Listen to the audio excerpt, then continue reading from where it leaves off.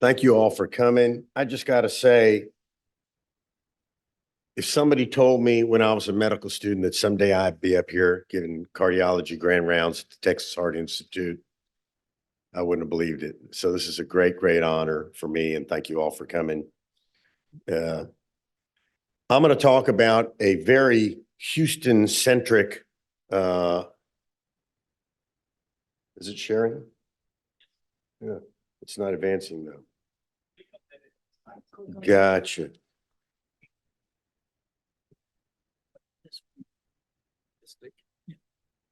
You're good. Okay. This is a very Houston-centric story that I'm so proud to be part of. We're standing on the shoulders of giants, one in the second row there, Bud Frazier. And I'm going to tell you where this field has been back when I was a little boy and during Dr. Frazier's career, where it is today and where I think it's headed.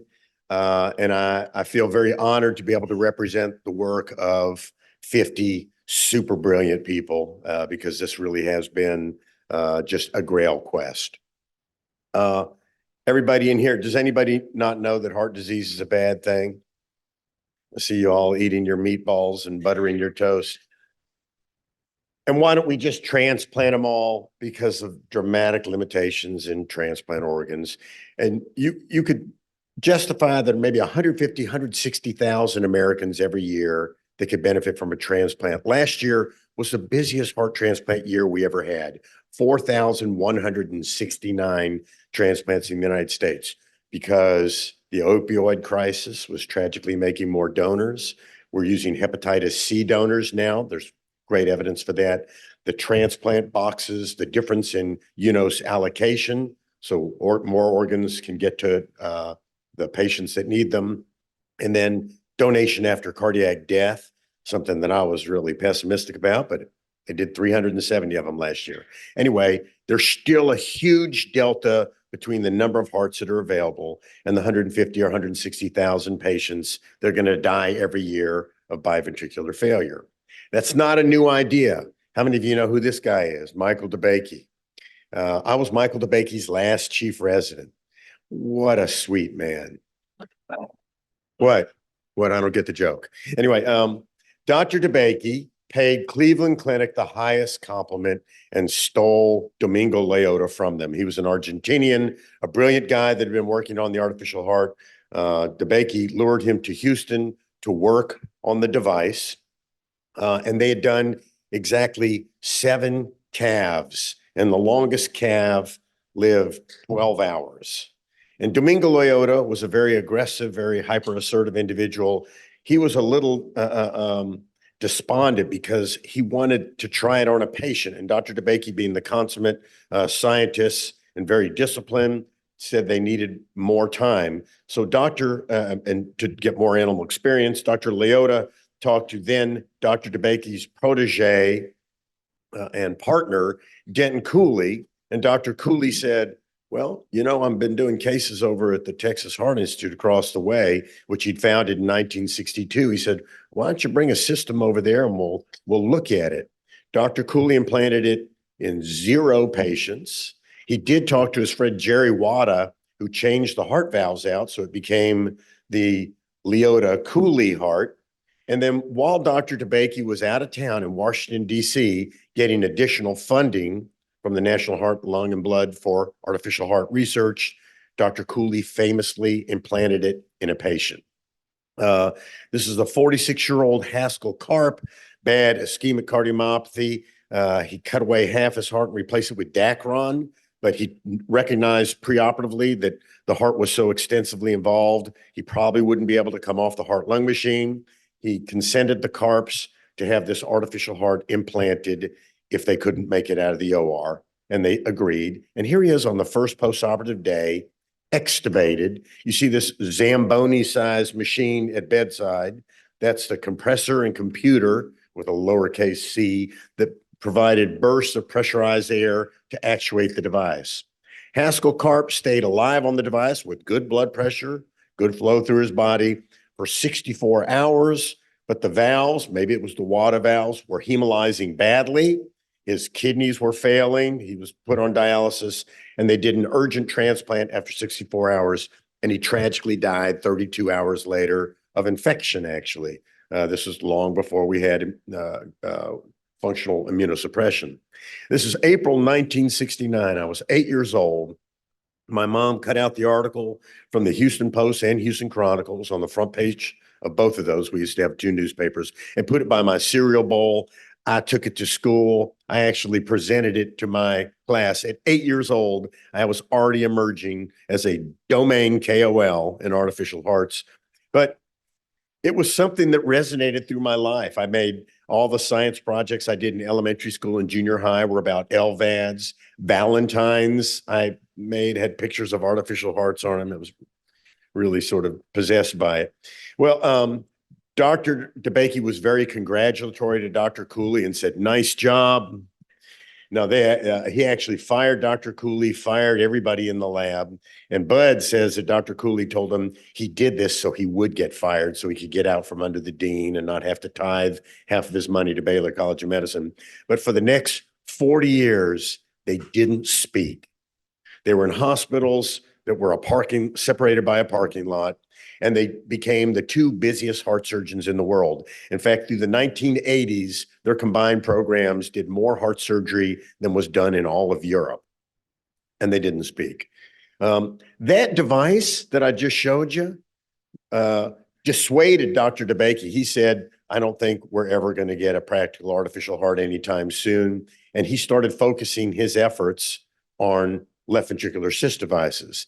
That said, others took that original pump and continued to work on it, and they continue to work on it today. And it was a very simple device. You had two air hoses that went through your upper abdomen that hooked to the device that would provide bursts of pressurized air that would inflate bladders. When the bladders inflated, it forced the blood out through an exit valve. When they deflated, they would refill. When it inflated, it would pump out blood. And it did that 100 times a minute. Chuck-up, chuck-up, chuck-up. A lot of moving parts. That original device placed in Haskell Carp is enshrined in the Smithsonian Institute. You can go visit it. But its descendants are alive today.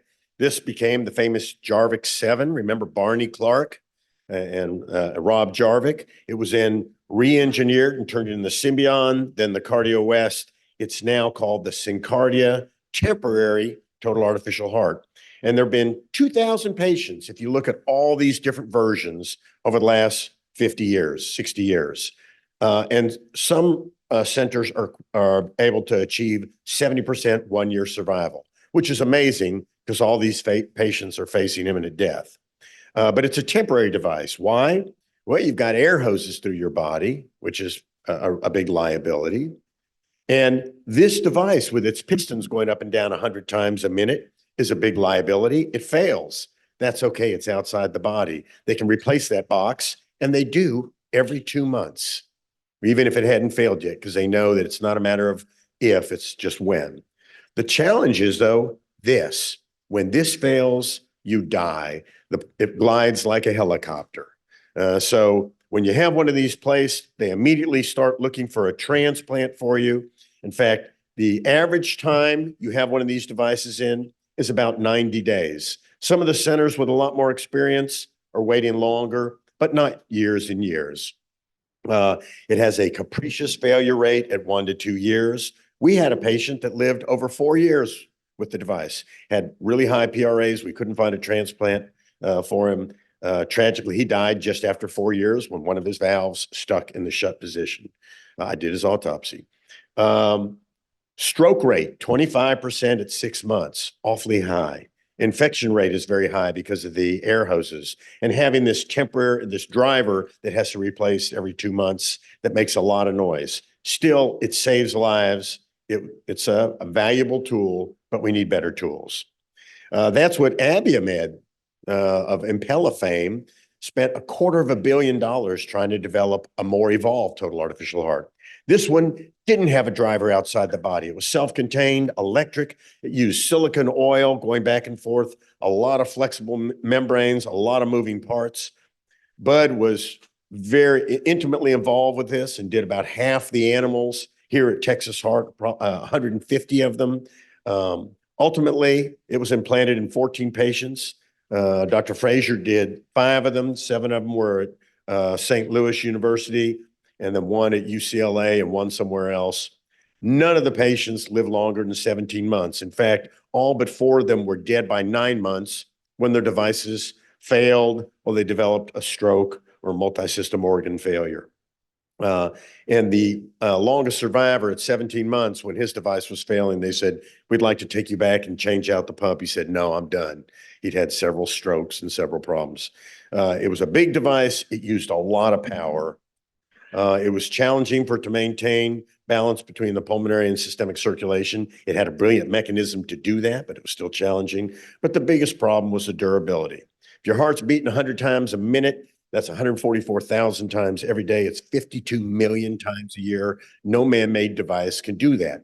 Your hearts all have the ability to heal if something tears or is loose. So in 2004, after that study, the FDA actually gave them permission to try 60 more, and they said, "We're making a business decision, an economic decision. We quit," and they threw in the towel. So in 2004, it looked like no artificial heart was on the horizon. Recently, several brilliant groups have gotten together. One of them is Harmat out of Europe. Alain Carpentier, a very famous heart surgeon, operated on a wealthy patient who funded this company. They've now raised over $600 million. It's a brilliant, brilliant device. Like the BiVACOR, it uses silicon oil, but it's lined with bovine pericardium, and it doesn't come with valves. You open 4 pericardial valves in the OR and plop them in. It's a big device. Here I am with Piet, their chief medical officer. It's a large device. It's 3 times bigger than something I'm going to show you in a little bit. But they've now done 40 patients. In a full third of them, the patient died when the pump failed. They've had 2 patients out 2 years now. I wish them well. The 3 in the US, only 1 of them survived a transplant at 4 months. The other 2 died when their pumps capriciously failed at 3.5 months. And so the US trial's on pause. Elegant device, but I think we need something better. This is something that a Scandinavian group's worked on. I don't give it much of a chance. I wish them well, but it's tragically flawed in a dozen different ways. This is something our good friend Rich Wampler's working on. Again, a very challenging field to be in.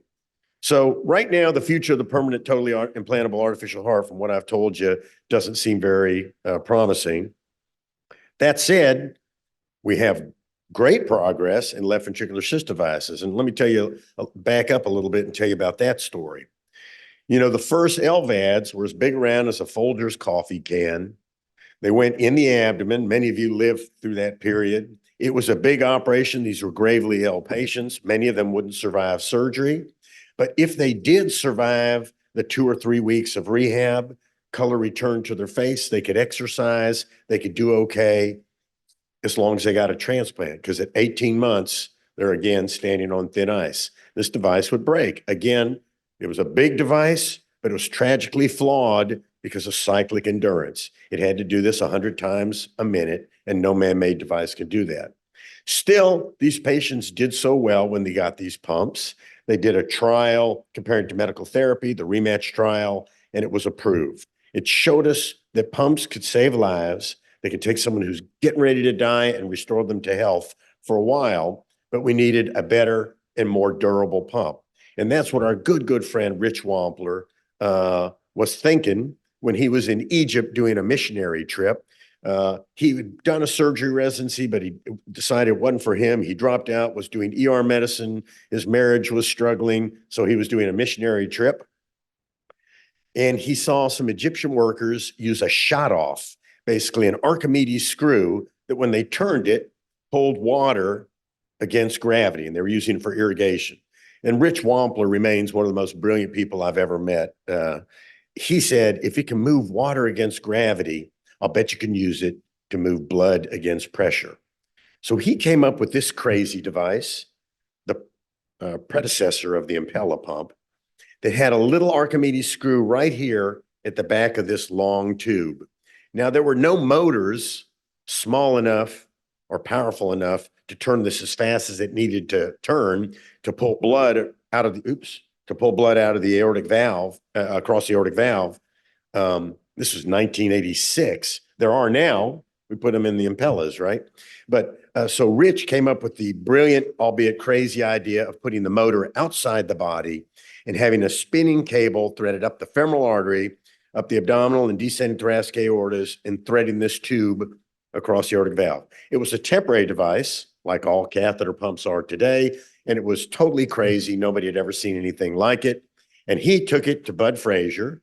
Dr. Frazier was the only person in the United States that thought spinning pumps had any merit, because he'd kept a couple patients alive for a couple days with bioheads that couldn't come off bypass, and said, wow, why aren't we using these for LVADs? And he did a big debate at the Society of Thoracic Surgeons on it. So Rich Wampler timidly came up and said, Dr. Frazier, I've made this device. It uses a spinning cable. And Bud said, well, that's the craziest thing I've ever seen. Let's try it. So they put it in cow after cow after cow, and it worked beautifully. And Dr. Frazier said, Rich, it's curious to me that it doesn't break up the blood. Why is it not like putting fruit in a wearing blender? And Rich said, well, Dr. Frazier, it's like running your hand through the flame of a candle. Your hand sees the flame for just an instant and then has all this time to cool off. And the next pass, it may miss the flame. Oh, okay. Anyway, they did a number of cases in animals, and then decided it was time to try it clinically. It was, from a regulatory perspective, a very different time. They didn't have to wait long. This gentleman came in. He'd been transplanted 6 months earlier and was in acute florid rejection. And his lips were blue. His face was pale. He was anuric. His lungs were filled with fluid. They took him to the operating room, sewed a graft on his iliac artery, threaded the thing up in like 2 minutes across his aortic valve, turned on the pump, and while they're watching, his lips go from blue to pink. He starts producing gallons and gallons of urine. By the next day, his chest X-ray had dramatically cleared. And this was the first human being that had had a spinning thing put in their body. Tragically, after about 48 hours, the cable broke.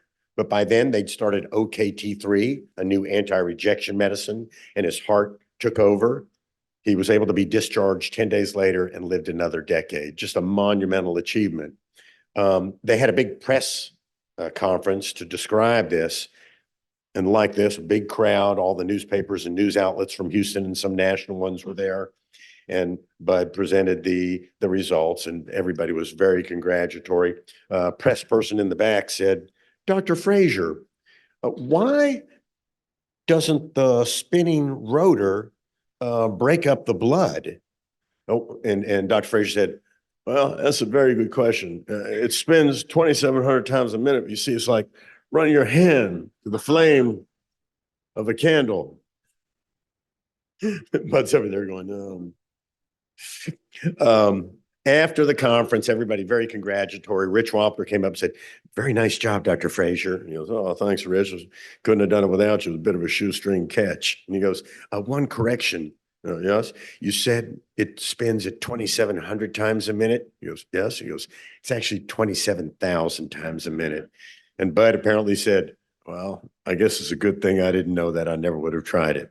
Now, Bud tells me that's purely apocryphal, and maybe it is, but it's a great story. Rich says, no, it happened just like that. Anyway. Rob, rebuttal? No. Rob Jarvik also switched from pulsatile devices to a rapidly spinning turbine, the first of these in the world, placed in London by Dr. Frazier with Steve Westerby. And we did, I don't know, 80 or 90 of these, and we'd do them off pump and put them in through the diaphragm. Really cool little pump, tragically just mismanaged from a business perspective, but a really good pump.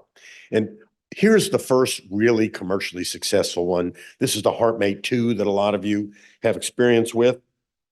Spinning Archimedes screw supported by synthetic gemstone bearings on both sides. One moving part, no flexible membranes, no valves. They did 11 of these in Europe, and all 11 of them clotted off and the patients died.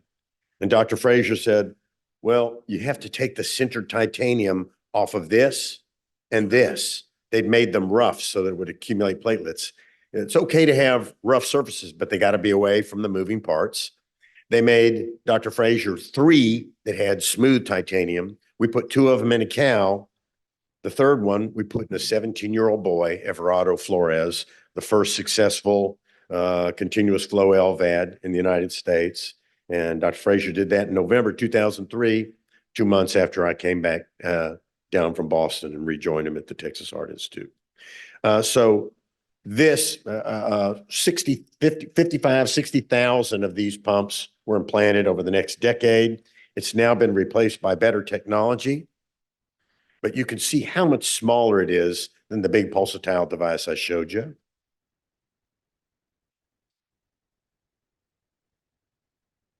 It's easier to implant, so fewer patients meet their Waterloo at the surgery. It's quieter. It uses a lot less energy, but most importantly, it's much more durable. One of these has never failed on the bench.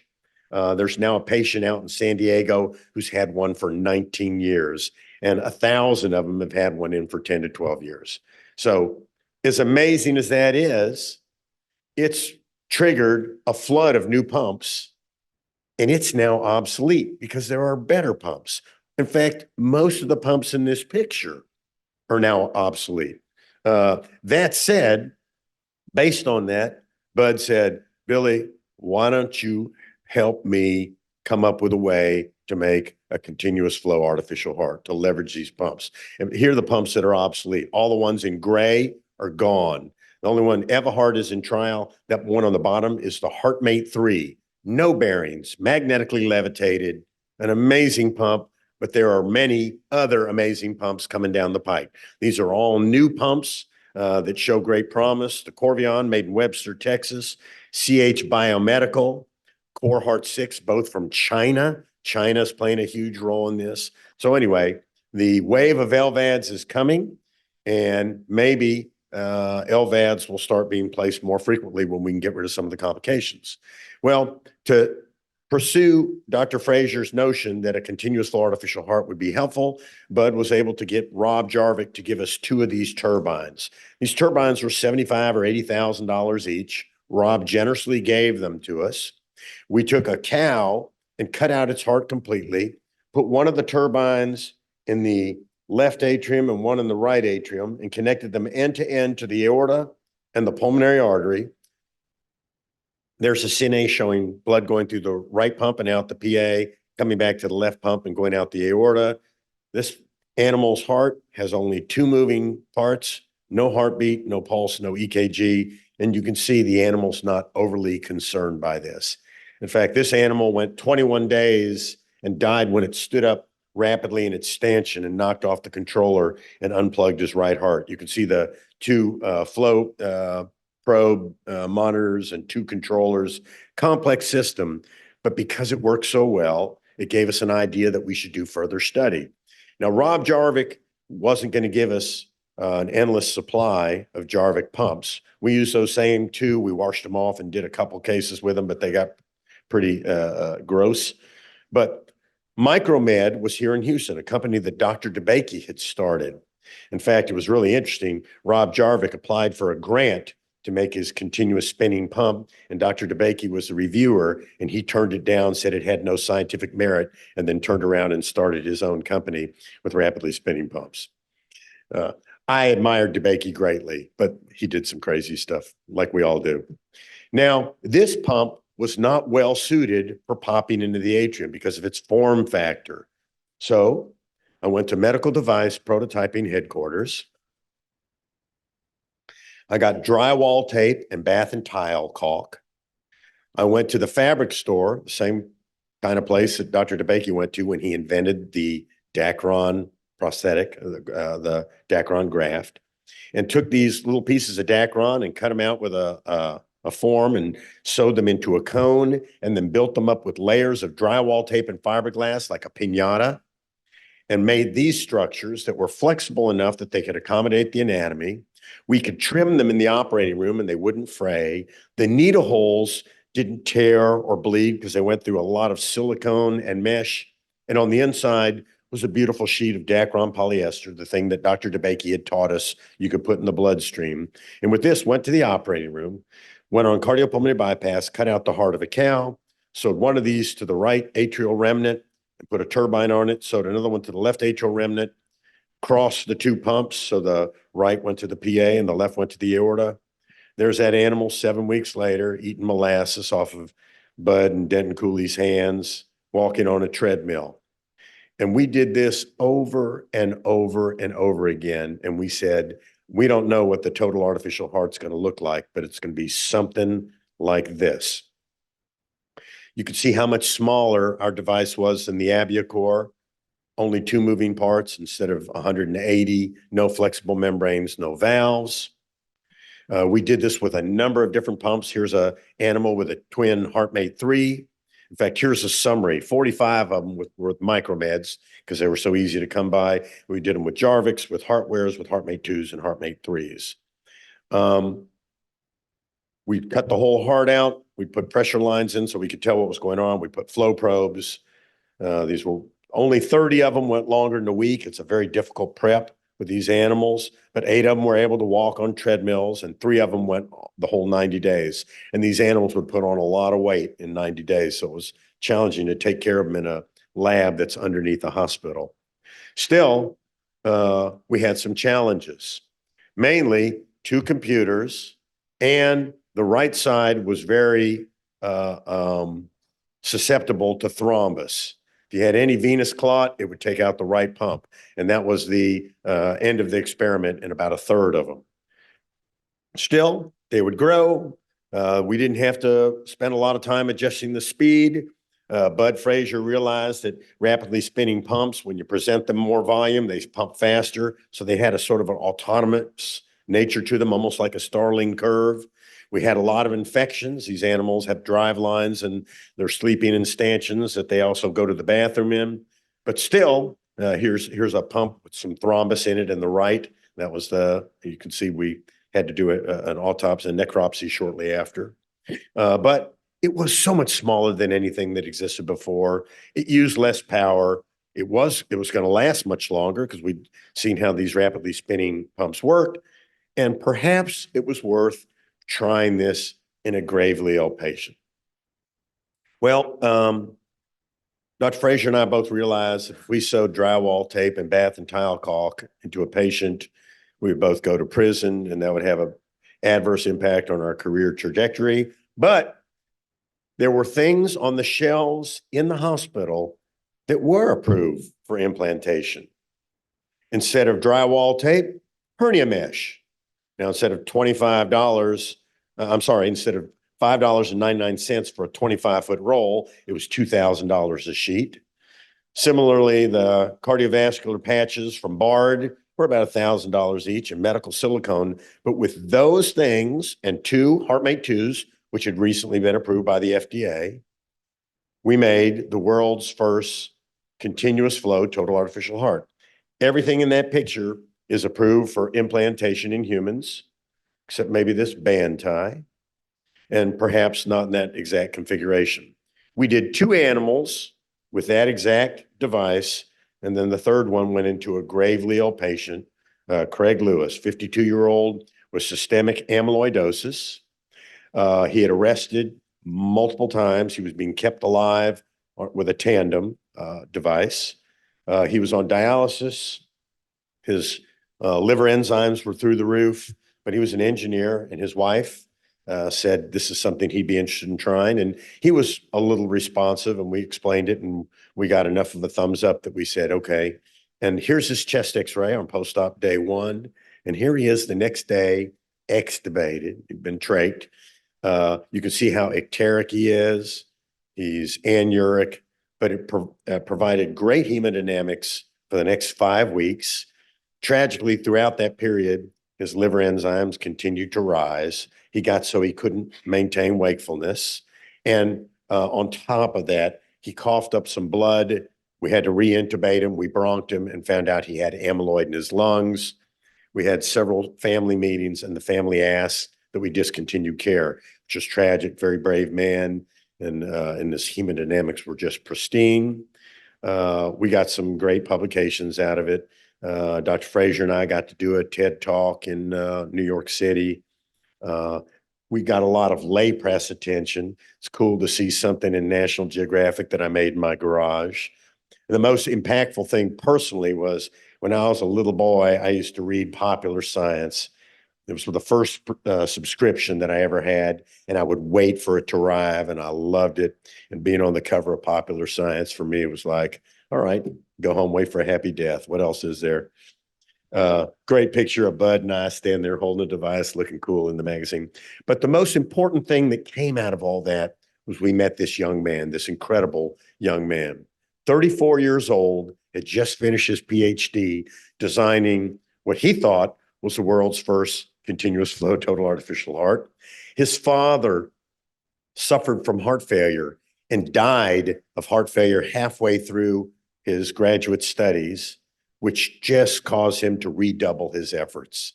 And he had a concept for a double-sided impeller, so one moving part artificial heart. He didn't know what we were doing when we put a pump in a patient. It was everywhere. He had heard about it. He met Dr. Frazier at a meeting in Paris.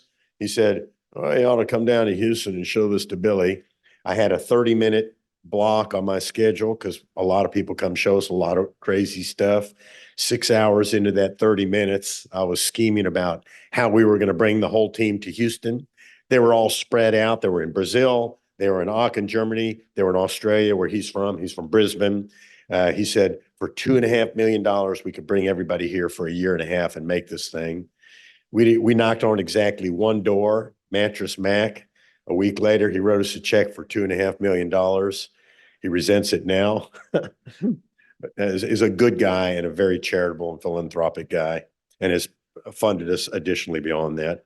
But we were able to bring all of these people to Houston. Mattress Mac gave them free furniture for real and places to stay. The device they developed originally didn't work. It had journal bearings, but then Nick Greatrex, shown here, and Daniel Timms, the brains of the whole organization, realized that our magnetic field was stiff enough that we didn't need the journal bearing and made it total maglev. This is what the device looks like today. You cut the whole heart out like for a transplant. The device is smaller than a healthy human heart. It's got exactly one moving part. This flat pinwheel on this side takes the bright red blood coming back from the left atrium and pumps it out the aorta. This Stonehenge-looking structure on this side takes the venous blood from your arms, legs, guts, and brain and pumps it to the pulmonary artery. There's a brushless DC motor that spins the impeller 16 to 2,400 times a minute. Microprocessor commutation, just like every other pump. And then these three magnets adjust, I say 20,000 times a second, and that's actually wrong. Daniel finally corrected me. It's 20,000 times a second. We're reading the position of the impeller, and maybe 1,000 to 2,000 times a second, we're adjusting the position of the rotor. Why does that matter? As the rotor moves to the left or right, it changes the efficiencies of those two pumps. Every time you inhale, it changes it. Every time you exhale, when you bear down to go to the bathroom, when you walk, when you cough, this thing is more responsive than any of our hearts. And the cool thing about it, there was a lot to figure out. This thing lived as a digital file on a computer. It was designed with computer-aided design. Why that's important? It allowed us to iterate on a daily basis. We could make new rotors, new volutes. The volute is the little can that the rotor is spinning in, because little changes in volute geometry or rotor geometry have a dramatic impact on function. And we would make tons of volutes. Here's tons of left-sided and right-sided volutes, tons of impellers. All these right-sided impellers superficially look the same, but the width, the height, the bend radius, how many blades, a lot of things that matter. Here are all these left, and you can see in this front row, they're similar, but some are back swept, some are forward swept. How high they are, whether they're curved or straight, the size of the gaps between them, all sorts of things. And computational flow dynamics, computer programs to predict how things will work, get you only so far. You got to try them. Well, we tried 300 left rotors, 300 right rotors, 300 right volutes, 300 left volutes, and then made this testing system. This is so brilliant. This is all Daniel Timms and his guys, and Matthias Kleinseifer and Nobu. They made this device that you could change out the volute. This is the volute. You could try every impeller at every speed against every resistance at every spacing, a micrometer. So you can move it closer or further away, and you could generate these flow curves. So as I said, see there, it's far from the left. Now it's going to move and go down to the left. 2,000 times a second, it's trying to find what's the right place for me to be for this patient's physiology this instant. Because as the rotor goes way to the left, it becomes super aggressive and super strong. As it moves further away, its efficiency goes down. The right rotor, not so much. So we're upregulating and downregulating left flow efficiency. Why? Because both of them have to spin the same speed. They're on the same, co-located on the same rotor. So we would generate all these flow curves. These are for for one rotor at different flows and different pressure heads at different spacing. So we did that for each of 200 left rotors and each of 200 right rotors in each of the volutes. We did it for the left, for the right. Look how flat those curves are, just amazing. And that enabled us to say, okay, that's our best right-sided impeller, and that's our best left-sided impeller. And then we did something that demonstrated a fair bit of hubris. We printed a 3D plastic heart where the whole thing's plastic. Here you can see the maglev magnets here. These are the eddy current sensors. Here you can see the motor through this super, super thin layer of plastic. There's the best right-sided impeller, the best left-sided impeller. This allowed us to do testing in a mock loop. It allowed us to characterize the hemodynamics very precisely in different physiologic states. It allowed us to characterize hemolysis. And I won't go into details, but we totally win on hemolysis compared to any device that's ever been because our gaps are so much bigger and we're spinning so much slower. Why? Because our device is so much bigger. Well, how do you make room for it? We remove the heart. Nobody else has been removing the heart with the LVADs. And then in a moment of hubris, we took this plastic heart and sewed it into a cow. So here's a cow blissfully oblivious to the fact that his heart was printed on a 3D printer. Now, they could only go a couple days. Why? Those thin plastic layers in blood were hygroscopic and they would warp and it would change the performance of the device. But that informed us to what our device needed to look like. Now, I said that animal didn't have a pulse, and that's cool maybe for short term. Do you need a pulse? The answer is nobody knows. At your capillaries, flow's continuous in everybody. All our animals had normal gas flow, gas exchange, and normal nutrient and waste product exchange. But washing out beyond a narrowed lesion, a pulse is helpful. We've had patients that were pulseless with HeartMate 2s that had narrowed carotids that thrombosed their carotid. That's really bad. GI bleeding may be related to decreased pulsatility. There's a real signal there. That said, syncardia patients seem to have a GI bleeding as well. But certainly, it's going to improve pump washout. Well, we can create a pulse. We can do it very easily by modulating how fast we're spinning. In fact, we can make just about any waveform you want. With a 900 RPM pulse, we can generate a palpable pulse, and the pulse ox picks up on their ear and on the back of their leg. And there you can see Daniel pinching the graph. You can see his fingers going apart. We're going up to 20 liters a minute and down to 0 liters a minute. What's your flow across the aortic valve during diastole? It's 0, but we can do that. And we can generate a curve, a pulse, that's very, very physiologic. Will that decrease the incidence of GI bleeding? Nobody knows. We don't know, but we're primed to do that study. If you came in and saw an animal and there's his art line at the bedside, I bet none of you would guess, oh, he's got a rapidly spinning, magnetically suspended disc that's spinning fast and slow. 116/73. That's with a 900 RPM delta. And the pulse characteristics are very physiologic, very much like a human pulse, the same dPdt, the same duration. And of course, we can set that with our computer. So once we had it figured out, we thought, We printed the device out of titanium. This is metal printing. These are 30 micron, 1/30th of a millimeter spheres of titanium dust and a laser melting them together, reading our computer file, the same one we were using in our plastic printers here in Houston. And it would do that all night long. And then you put on respirators. You don't want this titanium dust in your lungs. Brush it away. And rising like Venus from the mist is the first long-term continuous flow total artificial heart. There it is. There we are putting it in. Here it is next to a Diet Coke, the standard volumetric reference for all circ assist devices. Still has a drive line, still has a wire that comes out of the body, but we're going to get rid of that soon. Here we are putting that device in an animal. There's Rich Wampler. Here's the whole BiVACOR team. There's Mateus. There's Nobu. There's Dan Timms leaning in the field. Steve Parnas. Bud had stepped out for a second, but he's in all these cases as well. There it is in the chest. It takes an army to do this kind of work.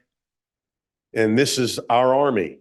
That's Gil Cossus, our veterinarian. There's Kelly riding with the animal coming out of the OR, the BiVACOR team. We've been able to put this army together because Bud and I make the ideal cheerleaders for calling the battle cry. But we built this amazing team. We've now done tons of animals. Here's an animal at 2 months walking on a treadmill with a pulse, with a BiVACOR, no natural heart.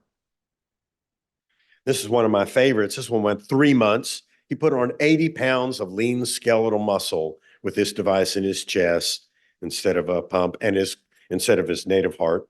And his cardiac output went from 11 liters to 16 liters with exercise. And if you watch this video long enough, it goes up without anybody touching the control. It's just by the automaticity that I described. This is what the device looks like now. We froze the device in 2021. We did DFM, design for manufacturing, figuring out how we're going to make this, where the laser welds are, where the polishing is. And now we've got 8 of these out 2 years on durability without a failure. We have one pump that's been pumping for 5 years. This thing will pump until the earth spirals into the sun. One moving part, not touching anything. Here are the animals we submitted to the FDA.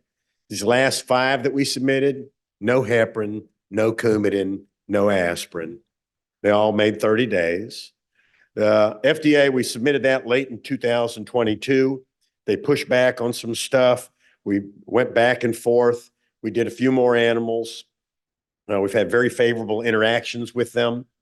We resubmitted in June of 2023.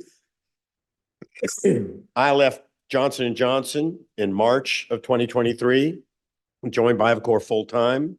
In November of last year, we were notified by the FDA that we're approved to start human clinical feasibility trials in the United States. And the first one will be here at the Texas Heart Institute in mid-April. 10 sites. Yeah, there you go.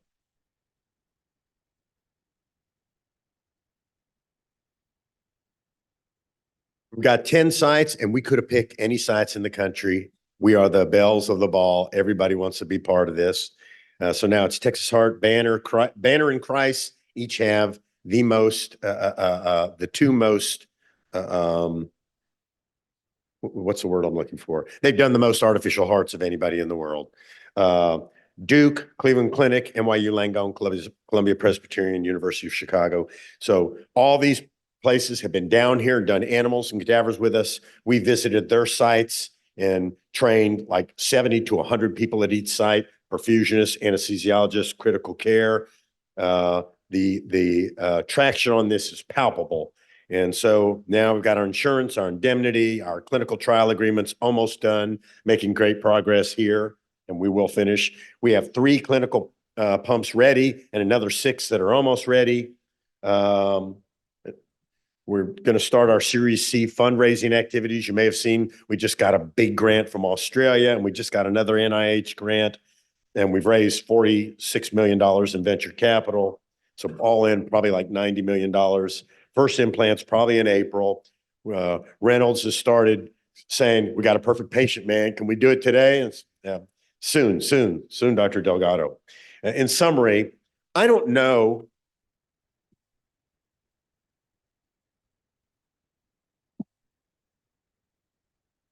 I don't know if I'm holding in my hand what really will be the first practical, permanent, total artificial heart in the world, but I can guarantee you it's going to be something very close to this. They sold 0 Wright Flyers, so maybe this is the Wright Flyer. And I promise you, 15 years from now, I'll be digging for something in a cardboard box and I'll come across this very pump and I'll go, God, remember that old thing. It's heavy. It's not as elegant as it needs to be, but we figured out how to make an artificial heart that'll last forever. There you go. Wait. Do it again, Joe. We can make a pulse if you need one. The decreased size, marked reduction in mechanistic complexity, improved power efficiency, and dramatic improvements in durability of rotary blood pumps should be helpful. We have a generational plan. The next generation, the driveline gets smaller. 2 generations after that, there is no driveline. It's transcutaneous energy transfer. For a cardiac output of 6 liters, that's 6 liters on the left, 7 liters on the right, because of the internal shunt, we can do it for 6.5 watts. So I've really enjoyed presenting here. I have one more little interesting story. It's 12:59. Do I have time for one more quick? So I told you about the big split between Dr. DeBakey and Dr. Cooley. You know, 2 great men that were just too close together and couldn't work that way. And through the 80s, did more heart surgery than all of Europe, as I mentioned. Well, Dr. Frazier and I both trained with Dr. DeBakey. I was his last chief resident. I did medical school, general surgery, and cardiac surgery, all at Baylor. And at my graduation ceremony, Dr. DeBakey stepped down as chancellor. I just was afraid I thought he was afraid he'd be bored. But it was just because I think it was his career plan. It had nothing to do with me. That's my story. I'm sticking to it. Anyway, but Dr. Frazier did medical school and general surgery residency there. So we would go over at night after experiments or a couple different times, and we would show him what we were doing with our twin turbine efforts. And I swear to God, Dr. DeBakey said, well, you see, it was very satisfying to see somebody work on this. I thought of this years ago. Bud, we'll be putting this in patients sometime in the next several years. I hope you're still around to see it. And he was 99 when he said that. But every time Dr. Frazier would invite Dr. DeBakey to come over in the tunnel, you know, all the hospitals are hooked to tunnels, to the Texas Heart Institute to watch us do an animal. It was usually a day or 2 before an animal when we would go over there, and he'd say, well, I'll try off to check my schedule. Well, one morning, I guess Dr. Frazier had called him and he committed to doing it. I didn't know. But the phone rings in the lab, and they call me over and say, it's Dr. Noon. George Noon, very prominent heart surgeon, says, hey, Billy, it's Dr. Noon. Dr. DeBakey's coming over in the tunnel. I go, whoa. I call Bud. Bud called Dr. Cooley. Fortunately, Todd Frazier, Bud's son, had the presence of mind to snap this picture. There's Mateus Loby. Here's me. Here's Bud. Here's George Noon. Here's Michael DeBakey and Denton Cooley chatting it up like they're the best buds and like it hadn't been 40 years since they last spoke. Shortly after that, Dr. Cooley invited Dr. DeBakey to join the Cooley Society. Dr. DeBakey invited Denton Cooley to join the DeBakey Society. When Dr. DeBakey, it was announced that he was getting the Congressional Gold Medal, he invited Denton Cooley to Washington, D.C. for him to receive it.